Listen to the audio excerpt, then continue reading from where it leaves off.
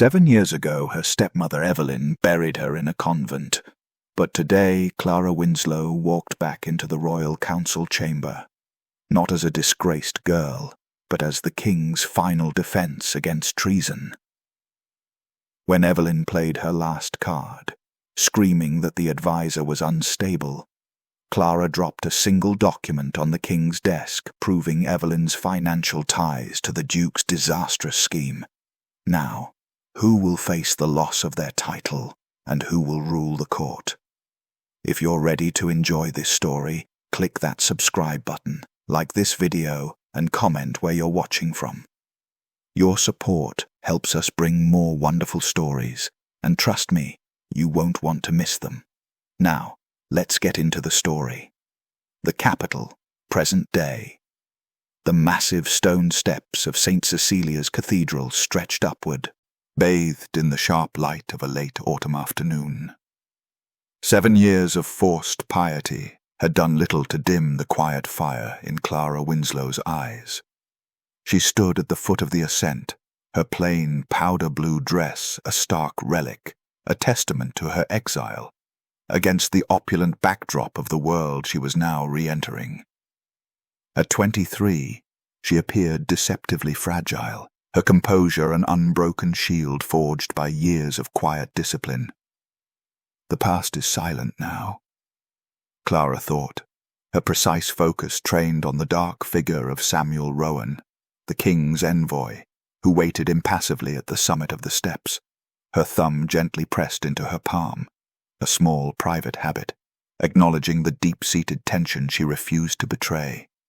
Every detail of this return had been orchestrated in secret by King Jonathan Mercer, a royal summons that carried the weight of a nation's crisis. It would either elevate her to the highest advisory post or ruin them both in a scandal the king's enemies, led by her own stepmother, Evelyn Winslow, would feast upon. The imposing, black-clad figure of Sister Margaret Keene stood like a shadow just behind Clara, representing the penance Evelyn had gleefully forced upon her family's disgraced daughter. Evelyn had banished Clara to the convent's silence, believing it was the only way to prevent her from speaking out, from eclipsing her own daughter, Dana. Yet Clara knew the truth. The convent had not crushed her strategic mind. It had perfected it. In the absence of distractions and society's rules, she had devoured knowledge, practicing strategy with every silent prayer and every secret lesson slipped to her by the sympathetic sister. A silent, almost imperceptible nod from Samuel Rowan was the only signal she received, a command from the crown itself. Clara took a deep, measured breath, allowing the silence of the past 7 years to settle into a shield of untouchable calm. She lifted her chin, taking the first step up the cathedral staircase. She was no longer the girl Evelyn had tried to bury. She was the weapon the king desperately needed, and her path now led directly toward the heart of power and toward the reckoning she had earned. The year Clara Winslow arrived at St. Cecilia's was marked by the unforgiving chill of late February. She was 16 then, not yet possessed of the serene composure that defined her now, but already too intelligent for her own good. The memory of the carriage ride was still sharp, the silence inside, thick with Evelyn's calculated disapproval, and the final, crushing words delivered not with a shout, but with the cool precision of a scalpel. "This," Evelyn had said, her voice a low, musical murmur that never betrayed her immense cruelty, "is not a punishment, Clara, it is a necessary correction. Your natural inclination for disruption cannot be tolerated if Dana is to have the season she deserves. Here, you may pray for guidance and reflect upon the virtue of silence. Do not embarrass us by attempting to return." Evelyn had kissed her own daughter, Dana, a gesture of warm indulgence before departing, leaving Clara standing alone amidst her meagre luggage in the echoing vestibule. That day, Evelyn had not merely sent Clara away, she had attempted to erase her. The convent was to be Clara's tomb, her brilliance sealed under a vow of obscurity. The isolation was immediate and profound. The sisters, initially guarded and cold, believed Clara to be exactly what her stepmother had described: willful, arrogant, and needing purification.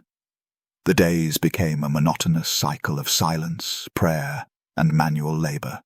The stone walls were thick, the habits rough, and the conversations non-existent. In the first year, Clara felt her spirit struggling, fighting against the crushing weight of monotony. She realized quickly that open defiance was useless.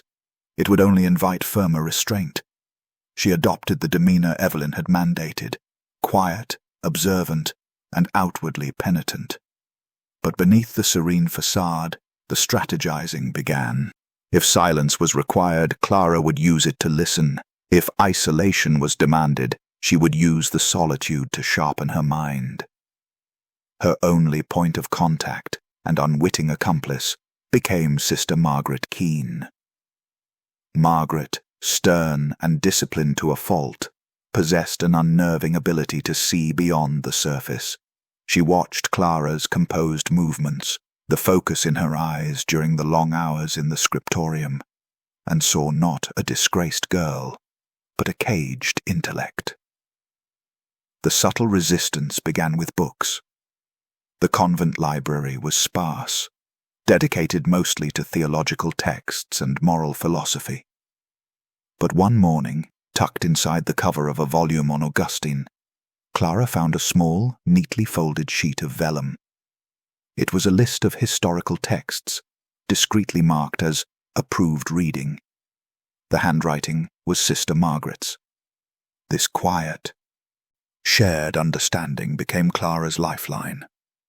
Over the next 6 years, Sister Margaret, under the pretense of advanced theological study, began slipping Clara increasingly complex materials. First, they were ancient histories detailing the rise and fall of empires. Then came texts on economics, governance, and finally, translated treatises on military strategy and statecraft, books that had no business being in a small provincial convent. Margaret never offered a word of explanation, merely a stern look that conveyed both caution and respect. Clara devoured them all. She learned how to manage supply lines while polishing pewter. She analyzed the motivations of kings and advisors while tending the meager vegetable garden. The walls of the convent ceased to be a prison and became instead a personal university. She played out political scenarios in her head, memorizing the logic, the rhetoric, and the inevitable vulnerabilities of power. She mentally mapped the social and financial connections Evelyn Winslow relied on, understanding the intricate web of deceit that had led to her exile. She honed her core strength, the ability to observe everything and speak nothing. Evelyn wanted her silent. Clara became silence itself, but a silence that held the weight of a sharpened blade. By the time the political crisis gripped the capital and the king's envoy arrived, 7 years after her banishment, Clara Winslow possessed a mind unmatched by any advisor in the king's court. She was no longer a victim seeking rescue. She was a self-forged weapon, finally ready to be deployed. It was the 7th spring since Clara's banishment, and the convent granted its few occupants a single brief excursion to the village of Oak Haven to gather supplies for the feast of St. Cecilia. For Clara, this was not a social outing. It was a field exercise in observation, a momentary expansion of her strategic map beyond the stone walls. Clad in her simple, serviceable blue dress, she moved with the practiced invisibility of someone who preferred to watch the players rather than join the game. The village square was a tangle of noise and commerce, but her attention was drawn to a quiet commotion near the fountain. A small crowd had gathered around a distinguished party led by a man whose bearing was unmistakable. King Jonathan Mercer, older now, but possessed of the same commanding dignity she had seen in portraits. He was not on a formal tour, but engaged in an intense, localized discussion with the local magistrate, and a nervous-looking bailiff regarding a stalled public works project, specifically a crucial, perpetually clogged drainage system near the village's main thoroughfare. The king's expression was one of focused frustration. The magistrate offered detailed, expensive, and slow solutions involving new piping and complete structural rerouting. The king listened patiently, but the stiffness in his shoulders betrayed his skepticism. Clara, lingering near a baker's stall, had absorbed the full history of the problem weeks ago, reading the village's maintenance ledgers, slipped to her by Sister Margaret, which detailed decades of failed repairs. She knew the magistrate's plan was designed to enrich his cousin's construction company, not solve the flow problem.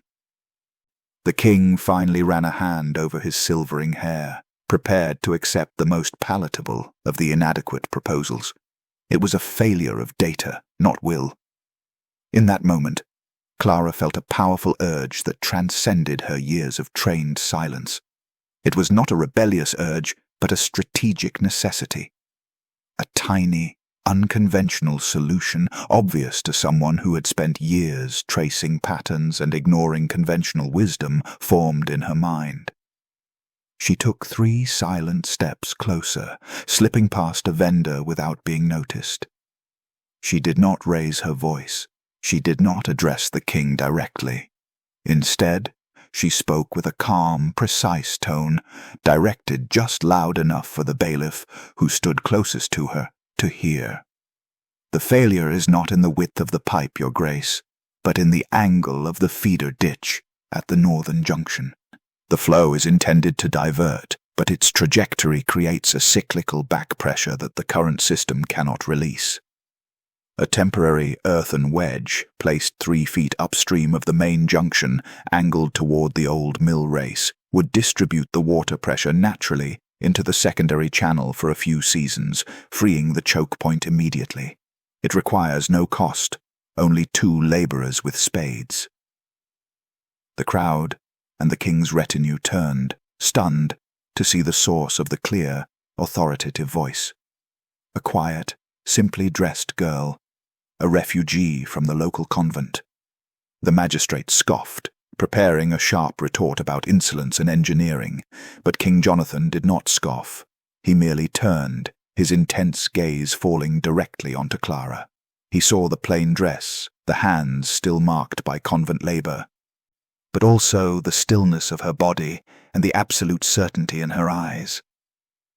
He recognized the tone of a mind that had already solved the problem, and was merely stating a known truth. He dismissed the magistrate with a sharp hand gesture. "Bailiff," the king commanded, his voice deep and measured. "Do precisely as the young woman instructs, immediately." The bailiff, overwhelmed by the king's authority and the clarity of the instruction, stumbled away. King Jonathan held Clara's gaze for a long moment, a moment in which the history of her exile, her intelligence, and her silence were all acknowledged without a single word. His eyes, wise and discerning, held a profound respect, recognizing that he had just witnessed an act of pure, distilled strategic genius emerging from the most unlikely source. He simply nodded, a slight, almost imperceptible dip of his head, a promise sealed in silent understanding, before turning and continuing his procession. Clara Winslow did not linger to receive thanks or attention. The message was delivered, the action was set in motion, and the true cost had been assessed.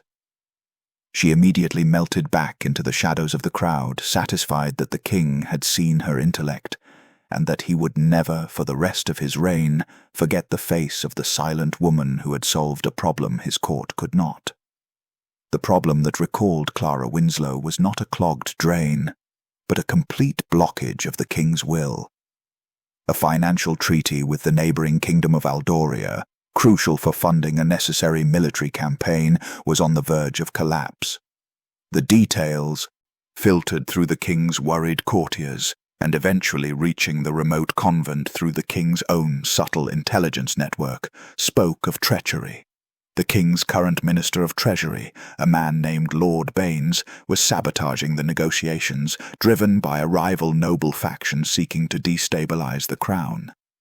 King Jonathan, trapped between Baines's plausible denials and the looming disaster, remembered the quiet girl in the blue dress. He needed a mind uncorrupted by courtly ambition, a pure strategist who saw only the optimal path. He summoned Samuel Rowan, his royal envoy and master of silent intelligence. Samuel was dispatched not with an army, but with a single sealed document bearing the royal crest and a silent, uncompromising directive: retrieve the woman from St. Cecilia's. Samuel Rowan arrived at the convent in the last hour of daylight, his dark, finely tailored clothes stark against the grey stone. He carried his authority not in noise, but in absolute stillness.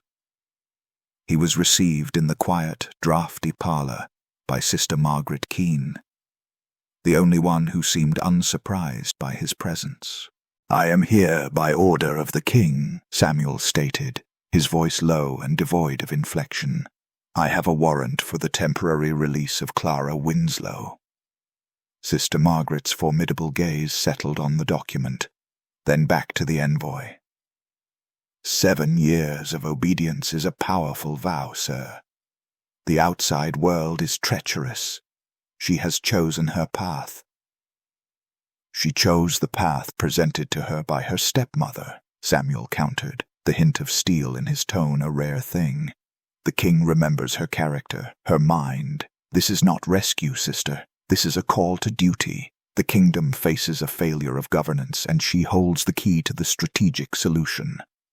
Her obligation now lies beyond these walls. There was no confrontation, only a quiet testing of wills between two people who understood power and commitment. Margaret finally nodded, a flicker of something like triumph crossing her stern face. She rose and left the room, returning moments later with Clara.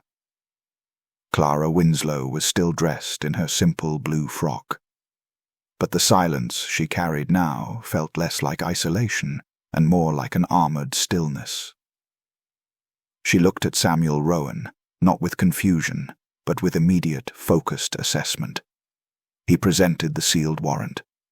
She took it, her fingers brushing his, and felt the immense weight of the king's trust. She did not ask why or how. She asked a single, precise question. "The Aldorian Treaty," Clara said, her voice clear and precise after years of restraint. "Is Lord Baines still presenting the quarterly figures, or has the sabotage moved to the primary negotiation points?" Samuel Rowan, accustomed to the fearful babbling of petitioners and nobles, felt a strange ripple of respect. He answered truthfully, succinctly. "Primary points. He is driving the margin down, ensuring a default." Clara gave a single firm nod. The crisis was exactly as she had predicted, based on the meager news that reached the convent. She turned back to Sister Margaret, who only offered a slight smile. "Go, Clara. The Lord works in mysterious ways, but strategy requires action. You have been well prepared." With that final blessing, Clara Winslow left her old life. She walked out of the convent walls, not as the disgraced daughter of a noble house, but as a strategist accepting a new, high-stakes assignment. She carried nothing but her internal map of the kingdom's vulnerabilities and the absolute certainty that her return would be built entirely upon her own, undisputed merit. The journey from the quiet isolation of the convent to the heart of the capital was a deliberate study in strategic silence. Samuel Rowan drove the carriage himself, a testament to the secrecy and importance of the king's directive. He spoke little, but his quiet loyalty was a palpable presence.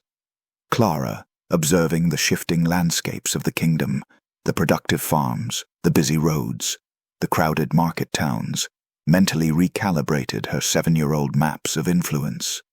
She sat composedly, the plain blue dress now an act of camouflage in the gilded world she was about to face. Samuel, in turn, observed her. He watched the way her eyes tracked carriage movements and the subtle shifts in the economy reflected in the street activity.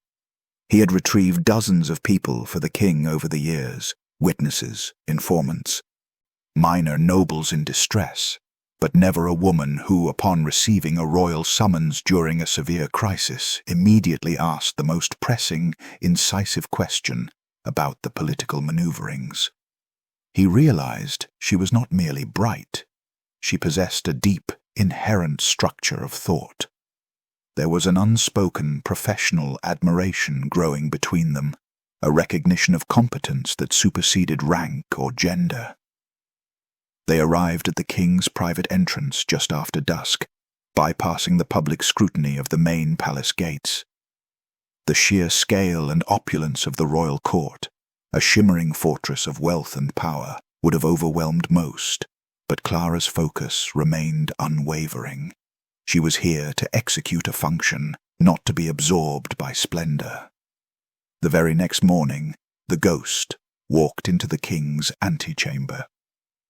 Clara was presented to King Jonathan Mercer not in a gown of silk, but still in the simple blue wool, a jarring symbol of her origins that the king intentionally allowed. He introduced her simply as Advisor Clara Winslow, a title that carried no history, only immediate, undefined authority. The chamber, usually a hub of polite, controlled gossip, fell into a paralyzed silence. Then, Clara's eyes met those of her stepmother, Evelyn Winslow. Evelyn was attending court, impeccable in dark velvet and pearls, positioned exactly where she belonged, near the center of influence. The transformation on Evelyn's face was total. The initial confusion, the flicker of sharp recognition, and then a quick, cold mask of calculating denial. Evelyn had buried that girl 7 years ago. Seeing her now was like watching a perfectly executed crime unspool. Her polished composure wavered for only a split second, but it was enough for Clara to file the observation. Beside Evelyn, Dana Winslow gasped, a high, brittle sound of shock. Dana, beautiful and still insecure, clutched her mother's arm, her eyes darting between Clara's simple attire and the king's severe, watchful presence. Dana saw not an advisor, but the sister whose natural gifts she had always envied, returned now with the king's own shield. The shock gave way instantly to tactical malice. Before the king's introduction was fully absorbed, Evelyn had already leaned in, a low, urgent murmur directed at the powerful duchess near her. The whispering campaign began immediately, spreading like an oil slick across the parquet floors. A convent girl, disgraced, you know, sent away for instability. The blue dress, its penitent's garb. The king must be deeply concerned about her mental state. A strategy advisor, or a faith healer. Really, Jonathan goes too far to insult the established houses. Clara heard every word, the decades of courtly manipulation condensed into efficient venom. She did not react. She stood next to Samuel Rowan, who remained stoically protective, his gaze fixed forward. Clara knew the attack was inevitable. Evelyn and Dana were not just trying to discredit her. They were trying to save their own privileged position, terrified that the ghost knew exactly where the bodies were buried, especially the one they had tried to bury 7 years ago. The battle for her legitimacy had begun, fought with whispers and disdain. But Clara Winslow, forged in 7 years of silence and armed with a mind that saw the court as a chessboard, was fully prepared to move her first piece. The king understood that legitimacy was not granted but earned, especially in a court already buzzing with malice toward Clara. He gave her no grand, impossible task to start, but rather a deceptively simple one: the complete reorganization of the royal household's archaic provisioning system. It was a logistical nightmare, riddled with centuries of precedent, opaque contracts, and entrenched familial corruption. A perfect microcosm of the greater kingdom's ills, and one that required forensic patience rather than flashy politics. If she failed here, she could be quietly returned to the convent without public scandal. If she succeeded, the court would know she was a threat. Clara accepted the task without a word of complaint or boast. She was assigned a small, dusty office adjacent to the king's private library, and a single loyal clerk whose previous job had been documenting royal dog expenses. Her first visitor was King Jonathan himself. He settled into the room's single uncomfortable armchair, observing her with the intensity that had first marked their encounter. "Clara," he said, using her name with a rare, fatherly respect. "The court is waiting for you to stumble. Lord Baines and his faction are already using your convent past as a cudgel. Why the blue dress? Why invite the scrutiny?" "It is camouflage, Your Grace," Clara replied, meeting his gaze evenly. "They see the garment and assume piety, penitence, and weakness. They believe they know my purpose, so they overlook my method. If I arrived in silk, they would see me as a social climber and fight me directly.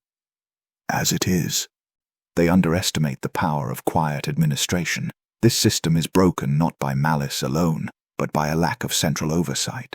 I will give you oversight and savings." The king smiled, a brief, genuine expression of satisfaction. He saw the structure of her mind, the ability to turn a social handicap into a strategic advantage. He offered her neither assistance nor praise, only his trust, and then left her to her work. Clara spent the next 3 days immersed in ledgers, never leaving the office. Her focus was absolute. She saw the palace not as a home, but as a vast, inefficient machine. She did not seek out the obvious fraud. She sought the systemic inefficiencies that enabled the fraud.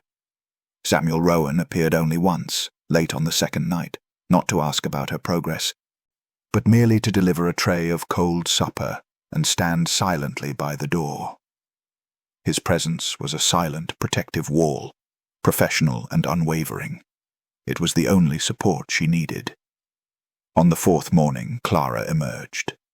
She presented King Jonathan with a single sheet of paper containing a 3-point restructuring plan. The first point identified a redundant layer of purchasing that had existed solely to inflate costs for the past 50 years. The second proposed a simple, non-negotiable set of staggered payment deadlines that would dismantle the financial leveraging used by the corrupt suppliers. The third provided a framework for perpetual real-time cost tracking, rendering the system impervious to future manipulation. The implementation was immediate, clean, and required the dismissal of 3 minor officials who were mere cogs in the system, achieving a 15% savings within the first month. The speed and foresight were staggering. The court was left speechless, the whispering temporarily silenced by sheer competence. No one could accuse her of magic or impropriety. The solution was pure, undeniable logic. Clara's work, however, was far from done. Having proven her value to the king, she now turned her quiet observation outward. From her small office, she began to study the movements of her family. She received reports from the clerk, who was now utterly devoted to her, detailing Evelyn's social calendar, the guests she hosted, and the debts she carried. She analyzed Dana's social encounters, noting the men her stepsister flirted with, and more importantly, the influential women Dana avoided. Clara wasn't planning revenge yet. She was gathering intelligence, building the comprehensive map of influence that would allow her to not merely survive, but to dismantle the structure that had attempted to destroy her. The quiet advisor was now the center of a very dangerous web, and she was ready for the threads to start snapping. Clara's quick, surgical fix of the royal provisioning system was merely the foundation. To achieve true influence, the kind that transcended a temporary post, she needed to demonstrate 2 things to the king: total loyalty and the ability to anticipate betrayal. She began working in concentric rings, moving outward from the safety of the king's household to the volatile landscape of the royal council. Her small, dusty office became the nerve center of quiet investigation, powered by her devoted clerk and the strategic reports funneled through Samuel Rowan's efficient protective channels. The first crack she exposed was subtle, almost a courtesy. It concerned Lord Cranford, the master of ceremonies, who for years had managed the king's sensitive diplomatic gifts. Cranford was a man of impeccable social standing, considered harmless. However, Clara noted an anomaly in the gifting records, a consistent, cyclical undervaluation of certain precious items, immediately followed by the subtle re-emergence of those exact items in the hands of key figures within Lord Baines's rival faction. It was not outright theft, but a clever, calculated form of high-level bribery, designed to leverage the king's own resources against him. Clara presented the evidence to King Jonathan, not as an accusation of treason, but as a strategic security breach. Cranford was quietly moved to a minor, distant diplomatic posting, the scandal contained, and the king's trust in Clara deepened. She had saved him a public embarrassment and neutralized a quiet adversary in a single move. The second exposure was far more critical. The king was preparing to send a fleet to secure new trade routes, a venture Lord Baines had been loudly championing as essential. Clara had spent a week cross-referencing shipping manifests with tide charts and historical weather patterns, information that required no special access, only the patience to synthesize it. She discovered a systemic pattern of navigational failures within the proposed route during the expected season, which would have crippled the fleet and bankrupted the royal treasury. Lord Baines's insistence was not patriotic. It was a deliberate act of economic sabotage. The king, faced with irrefutable proof of his own minister's strategic duplicity, finally saw the true scale of the threat. With these two swift, silent victories, Clara had proven herself irreplaceable. She had shown the king that while his court spoke loudly of loyalty, her silence delivered true protection. King Jonathan wasted no time. During a brief but solemn session of the Privy Council, a session Evelyn and Dana were not privileged to attend, the king stood before his ministers.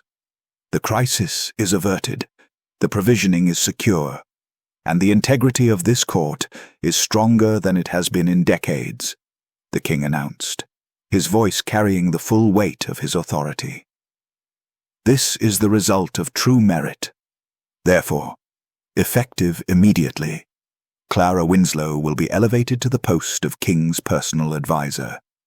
Her counsel will be heard before all others concerning matters of state strategy and security. The title, which carried the king's direct patronage, trumped many noble ranks and gave Clara an unassailable position in the court hierarchy, entirely independent of social standing or inherited titles. When the news reached Evelyn Winslow, the effect was immediate and venomous. She had survived the return of the disgraced girl, but she could not survive the rise of the untouchable advisor. Dana was furious. Her prospects suddenly overshadowed by the very sister Evelyn had promised was permanently eliminated. Their whispering campaigns intensified, becoming desperate and louder. They twisted the new title into a mark of sinister influence, suggesting witchcraft or unnatural dealings. Yet the whispers now bounced off a wall of undeniable fact. The king trusted Clara, and her advice was producing results. Evelyn and Dana found themselves in an agonizing reversal of roles. Clara, the formerly powerless exile, was now an essential figure whose movements and opinions dictated the political weather. They were forced to watch her climb, knowing that with every step up the ladder of trust, she was gaining the height needed to finally look down and see the entire structure of their fragile privilege. The invitation to the Winslow family dinner was not an offer of reconciliation, but a declaration of war. Evelyn Winslow could tolerate Clara's strategic victories within the court's dusty administrative ledgers, but she could not abide the destruction of her own social control.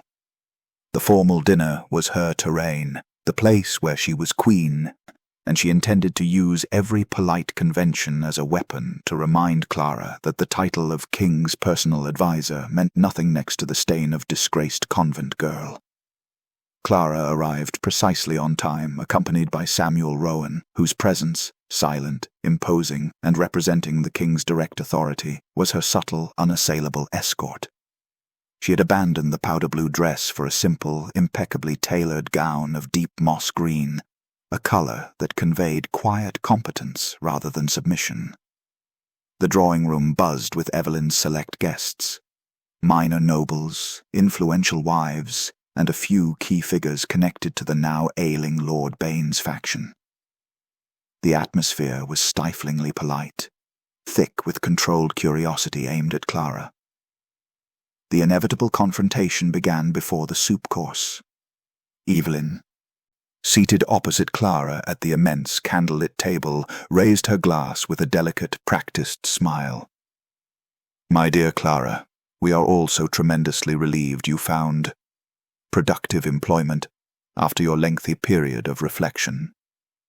She paused, letting the word reflection hang in the air like an accusation.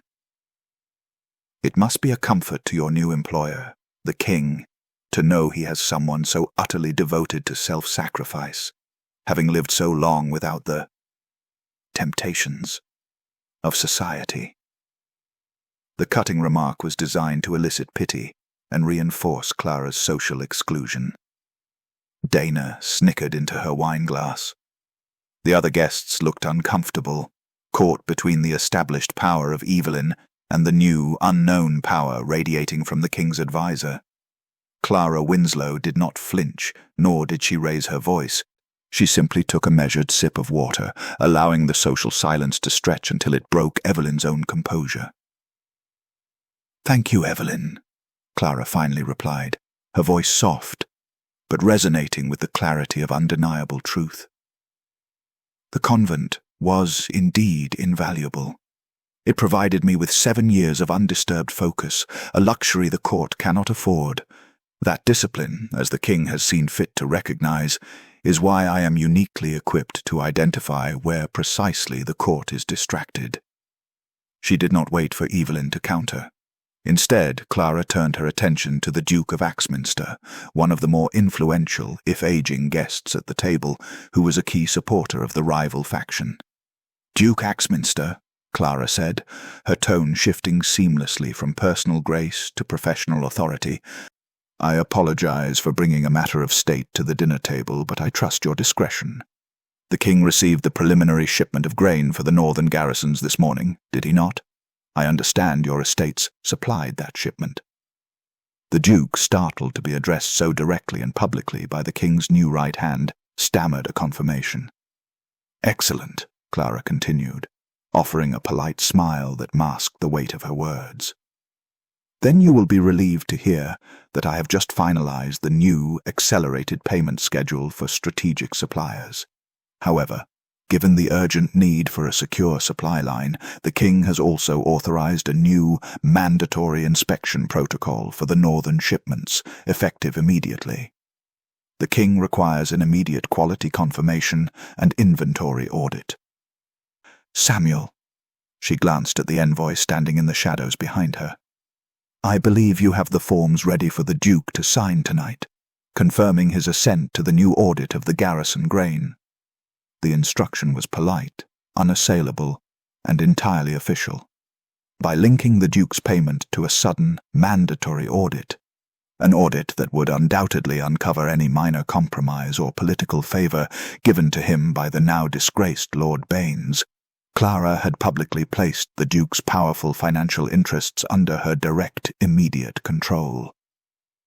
The room froze. Evelyn's triumphant smile dissolved into pure, cold fury. Clara had not just deflected the attack. She had turned the social gathering into a strategic council, using her king-given authority to issue an instruction that subtly undermined Evelyn's entire web of influence. The Duke, facing a choice between immediate payment and a risky audit, quickly agreed to the terms, signing the document presented by Samuel with a trembling hand. Clara merely turned back to the table, her composure perfect. "Now, Evelyn," she said, her voice gentle, "that small matter is resolved. Please tell me, what is the delightful nature of this savory dish?" The conversation, once driven by Evelyn's malice, was now irrevocably redirected. The guests, reminded that the woman in the green dress commanded the highest authority in the kingdom, treated Evelyn's remaining efforts to gossip with nervous disinterest. Clara had achieved vindication not through tears or defiance, but by rendering her stepmother and the entire apparatus of her social leverage utterly irrelevant. The king's crisis, carefully managed and contained for months, finally reached its breaking point. The rival faction, led by the influential Duke of Torrington, and subtly advised and encouraged by Evelyn Winslow, chose the Royal Council meeting as the stage for their final, bold move. The Aldorian Treaty, the very strategic necessity that had recalled Clara from the convent, was now the weapon they intended to use to cripple King Jonathan's authority. Duke Torrington rose, radiating confidence, and presented his alternative treaty protocol.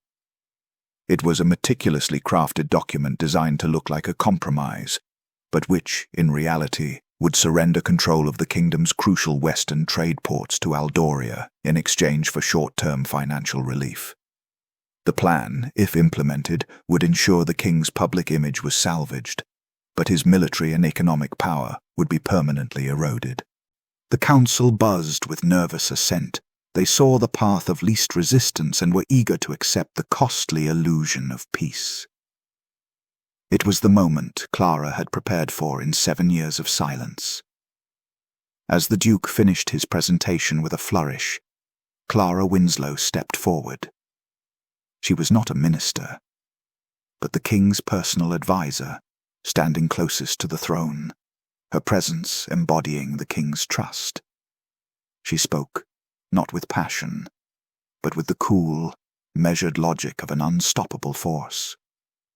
"With respect, Your Grace," Clara began, addressing Torrington with perfect composure. "The alternative protocol is not a solution, it is a strategic self-sabotage." She proceeded to dismantle the Duke's plan piece by piece, referencing specific clauses, historical precedents, and detailed economic models she had constructed. She showed that the port concessions were not temporary but perpetual, and she exposed the subtle wording that guaranteed Aldoria could leverage the trade routes to choke off the kingdom's own internal markets within 3 years. She spoke for 10 minutes, and by the end, the air in the room was thick with tension. The council members, initially hostile, were now deeply unsettled by the irrefutable clarity of her analysis. Seeing her plan crumble under Clara's strategic brilliance, Evelyn Winslow played her final, most desperate card. She pushed past a minor lord, her face a mask of false distress, and addressed the king directly, ignoring the protocol. "Your Grace, with all due respect to the complexity of the matter, we must question the source of this analysis. This woman, this so-called advisor, was banished, confined to a convent for unstable behavior and excessive unnatural pride 7 years ago. She harbors a personal vendetta against my family and is clearly corrupted by ambition or, perhaps, instability caused by her time in isolation. Can a mind so stained be trusted with the governance of the realm? She should be disqualified and return to the quiet life she was forced to choose." The chamber erupted in whispers of shock. Evelyn had invoked the ultimate social taboo, ripping open the hidden wound of Clara's past for the entire court to see. Clara turned slowly, meeting Evelyn's furious gaze. Her poise was absolute. She waited for the noise to subside, then spoke, her voice perfectly steady. "Evelyn speaks of stains, Your Grace," Clara said, addressing the king, but keeping her eyes locked on her stepmother. "And I agree that the source of the strategic error must be carefully examined." With a subtle nod, Samuel Rowan, who had been guarding a small satchel, moved to the center of the room. He presented the king with a folded document. "During my initial review of the provisioning system, Your Grace," Clara continued, "I uncovered discrepancies in the estate records of my stepmother's own family holdings. Specifically, a large unsecured loan taken out 4 months ago. This loan was facilitated by a shell corporation with clear financial ties to the Duke of Torrington's overseas investment portfolio. The accusation was delivered not as emotional rhetoric, but as administrative fact." The room fell into a terrifying silence. "The conditions of this loan stipulated that the principal would be forgiven only upon the successful ratification of the alternative treaty protocol presented today. Evelyn's supposed concern for the kingdom is, in fact, an act of self-serving, potentially treasonous strategic collusion, attempting to secure her financial position by deliberately undermining your political and economic stability. The evidence, procured through months of quiet, meticulous intelligence gathering, was irrefutable." King Jonathan took the document, scanned it briefly, and then looked from Clara, whose face was calm and vindicated, to Evelyn, whose pale complexion and desperate stare betrayed the truth of the accusation. The king's decision was instantaneous. "Duke Torrington, you are dismissed from the council. Lord Baines's assets are seized pending a full investigation. As for you, Evelyn Winslow," he declared, his voice a low, terrifying rumble that carried across the room, "you have abused the privilege of this court, betrayed the trust of the crown, and attempted to assassinate the character of my most capable adviser.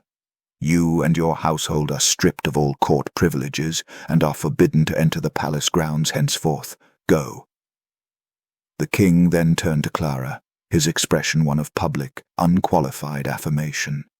"Adviser Winslow, your loyalty and brilliant intellect have saved this kingdom from internal ruin. Your position is secured by merit and proven service.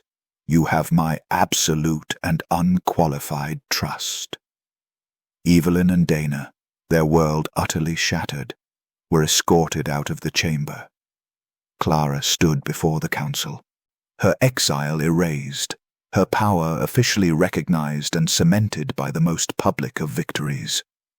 The strategist had won her war. The king's crisis, carefully managed and contained for months, finally reached its breaking point. The rival faction, led by the influential Duke of Torrington, and subtly advised and encouraged by Evelyn Winslow, chose the Royal Council meeting as the stage for their final, bold move. The Aldorian Treaty, the very strategic necessity that had recalled Clara from the convent, was now the weapon they intended to use to cripple King Jonathan's authority. Duke Torrington rose, radiating confidence, and presented his alternative treaty protocol.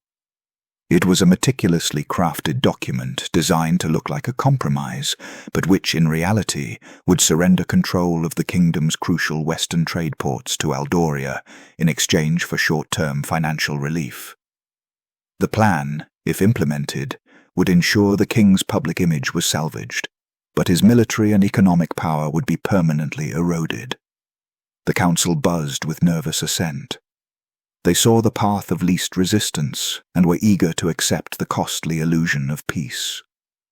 It was the moment Clara had prepared for in 7 years of silence. As the Duke finished his presentation with a flourish, Clara Winslow stepped forward. She was not a minister, but the king's personal adviser, standing closest to the throne, her presence embodying the king's trust. She spoke, not with passion, but with the cool, measured logic of an unstoppable force. "With respect, Your Grace," Clara began, addressing Torrington with perfect composure. "The alternative protocol is not a solution. It is a strategic self-sabotage." She proceeded to dismantle the Duke's plan piece by piece, referencing specific clauses, historical precedents, and detailed economic models she had constructed. She showed that the port concessions were not temporary, but perpetual, and she exposed the subtle wording that guaranteed Aldoria could leverage the trade routes to choke off the kingdom's own internal markets within 3 years. She spoke for 10 minutes, and by the end, the air in the room was thick with tension. The council members, initially hostile, were now deeply unsettled by the irrefutable clarity of her analysis. Seeing her plan crumble under Clara's strategic brilliance, Evelyn Winslow played her final, most desperate card. She pushed past a minor lord, her face a mask of false distress, and addressed the king directly, ignoring the protocol. "Your Grace, with all due respect to the complexity of the matter, we must question the source of this analysis. This woman, this so-called advisor, was banished, confined to a convent for unstable behavior and excessive, unnatural pride 7 years ago. She harbors a personal vendetta against my family, and is clearly corrupted by ambition or perhaps instability caused by her time in isolation. Can a mind so stained be trusted with the governance of the realm? She should be disqualified and returned to the quiet life she was forced to choose." The chamber erupted in whispers of shock. Evelyn had invoked the ultimate social taboo, ripping open the hidden wound of Clara's past for the entire court to see. Clara turned slowly, meeting Evelyn's furious gaze. Her poise was absolute. She waited for the noise to subside, then spoke, her voice perfectly steady. "Evelyn speaks of stains, Your Grace," Clara said, addressing the king but keeping her eyes locked on her stepmother. "And I agree that the source of the strategic error must be carefully examined." With a subtle nod, Samuel Rowan, who had been guarding a small satchel, moved to the center of the room. He presented the king with a folded document. "During my initial review of the provisioning system, Your Grace," Clara continued, "I uncovered discrepancies in the estate records of my stepmother's own family holdings, specifically a large unsecured loan taken out 4 months ago. This loan was facilitated by a shell corporation with clear financial ties to the Duke of Torrington's overseas investment portfolio. The accusation was delivered not as emotional rhetoric but as administrative fact." The room fell into a terrifying silence. The conditions of this loan stipulated that the principal would be forgiven only upon the successful ratification of the alternative treaty protocol presented today. Evelyn's supposed concern for the kingdom is, in fact, an act of self-serving, potentially treasonous strategic collusion, attempting to secure her financial position by deliberately undermining your political and economic stability. The evidence, procured through months of quiet, meticulous intelligence gathering, was irrefutable. King Jonathan took the document, scanned it briefly, and then looked from Clara, whose face was calm and vindicated, to Evelyn, whose pale complexion and desperate stare betrayed the truth of the accusation. The king's decision was instantaneous. "Duke Torrington, you are dismissed from the council. Lord Baines's assets are seized pending a full investigation. As for you, Evelyn Winslow," he declared, his voice a low, terrifying rumble that carried across the room, "you have abused the privilege of this court, betrayed the trust of the crown, and attempted to assassinate the character of my most capable adviser. You and your household are stripped of all court privileges and are forbidden to enter the palace grounds henceforth. Go." The king then turned to Clara, his expression one of public, unqualified affirmation. "Advisor Winslow, your loyalty and brilliant intellect have saved this kingdom from internal ruin. Your position is secured by merit and proven service. You have my absolute and unqualified trust." Evelyn and Dana, their world utterly shattered, were escorted out of the chamber. Clara stood before the council, her exile erased, her power officially recognized and cemented by the most public of victories. The strategist had won her war. The aftermath of the Royal Council meeting was characterized by a profound, almost stunned calm. Evelyn and Dana Winslow were gone, their expulsion swift and absolute. Stripped of their court privileges, their social capital evaporated instantly. They were not imprisoned, they were rendered entirely irrelevant. a far more complete form of ruin in the context of the court. Clara had achieved her personal justice not through revenge, but through the application of pure, undeniable merit, proving their malice was directly tied to the kingdom's stability. 2 days later, the king summoned Clara to his private study, a quiet room layered with maps and weighty volumes. The Aldorian crisis was now firmly back on track, managed entirely by Clara's steady hand. She stood before the king, no longer the penitent, but the essential figure in the kingdom's defense. "The reports are in," King Jonathan said, looking up from a parchment.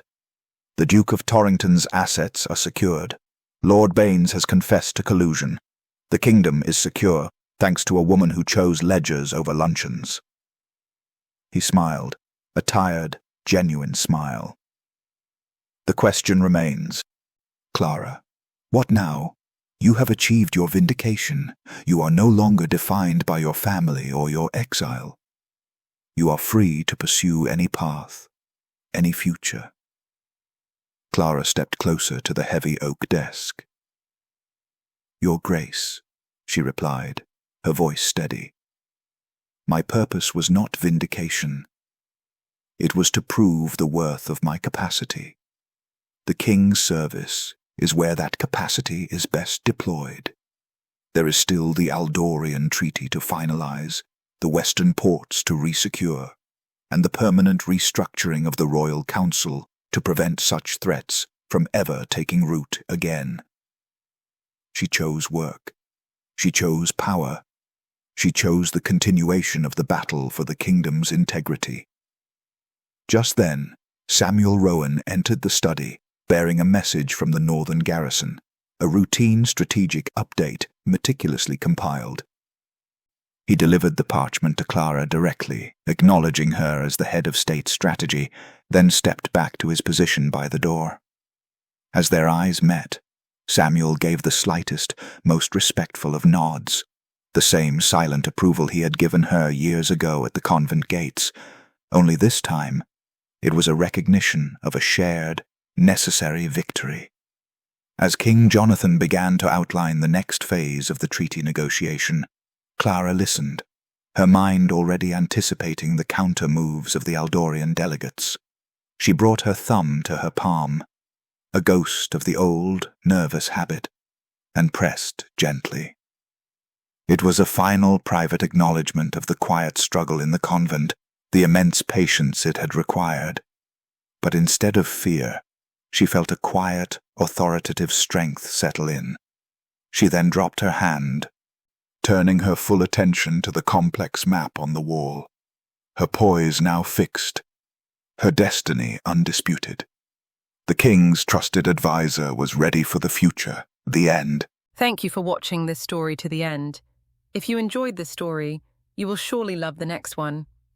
It's as crazier and more intriguing as you can ever imagine. So do check it out. Click on the image showing on your screen right now to watch the next one. Don't forget to subscribe, and I'll see you in the next one. Bye for now.